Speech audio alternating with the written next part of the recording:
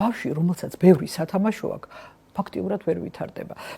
ძალიან საინტერესო კვლევა ჩატარდა 50 წლის წინ დაახლოებით გრინდერმა ჩაატარა ასეთი კვლევა ნობელის პრემიის ლაურეატებზე და აინტერესებდა რომ აი რა აერთიანებთ ამ ადამიანებს, რომლებმაც ასეთ სიმაღლეებს მიაღწიეს და რა აღმოჩნდა.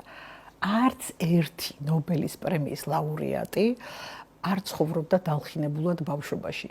ცისფერი და უღრუბლო ზეცა არ ქონდა, ყველას რთული ბავშვობა აქვს.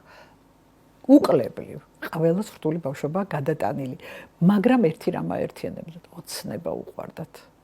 ოცნებობდნენ და აი ეს რომ ბავშვებში არ ჩავკლათ ოცნება, მივცეთ საშუალება იოცნებოს. ინატრა და მოუტანეს. ვერ მოასწრო, ანუ ოცნება ვერ მოასწრო, იმიტომ რომ იმ წუთას სურვილი შეუსრულდა და მე რა ხდება ჩემო კარგო ემოციების ნაკლებობა. მე ძალიან ხშირად სამწუხაროდ მყავს კლიენტები, რომლებიც მოდიან იმიტომ რომ დაიბადა ძალიან მდიდარ ოჯახში და სამწუხაროდ ყველა სურვილი უსრულდებოდა მანამდე, სანამ ოცნება ვერ ასწრებდა ოცნებად დარჩენას.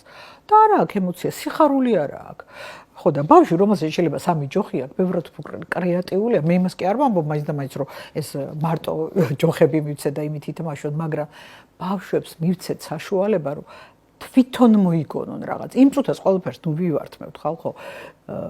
წავიყვან სოფელთან არა აქვს შეხება, მიწასთან არა აქვს შეხება, სცენარებთან დათესოს, მიხედოს ყვავილებს, ნახოს ახლოს მივიდეს ცხოველი, ნახოს ხელი გადაუსვას. ის რომ მე მეშინია რომ რაღაცა არა იყიდოს და ამის გამო, ვაიმე ეს არა, არ წაიქცე, ფეხი არ წამოკრა, კიბეზე არ ახვიდე, ხეზე არ ახვიდე და რატო? იმიტომ რომ მე ვიყო მშვიდად. და მე რო ვიყო მშვიდად, ამიტომ ბავშვს ვაქცევ ჩარჩოებში და მე რო გაიზრდება, მინდა რომ ლიდერი იყოს, დამოუკიდებელი იყოს, არ გამოვა.